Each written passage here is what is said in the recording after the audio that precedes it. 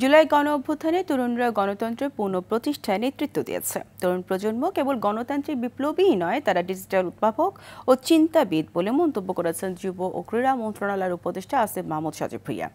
সকালে রাজধানীর একটি হোটেলে কমনওয়েলথ চার্টার বিষয়ক কর্মশালার উদ্বোধনী অনুষ্ঠানে এই মন্তব্য করেন তিনি। বলেন, কমনওয়েলথ চার্টার গণতন্ত্র, মানবাধিকার, লিঙ্গ সমতা ও টেকসই উন্নয়নের অঙ্গীকার স্মরণ করিয়ে দেয়।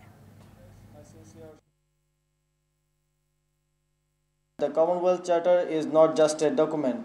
কমনওয়েলথ চার্টার কেবল একটি দলিল নয়, এটি একটি প্রতিশ্রুতি যা আমাদের গণতন্ত্র, মানবাধিকার, লিঙ্গ সমতা ও টেকসই উন্নয়নের অঙ্গীকার স্মরণ করিয়ে দেয়। চার্টারের আদর্শ বাস্তবায়নে আমাদের সক্রিয় অংশগ্রহণ প্রয়োজন। I now have the honor to declare this workshop officially open.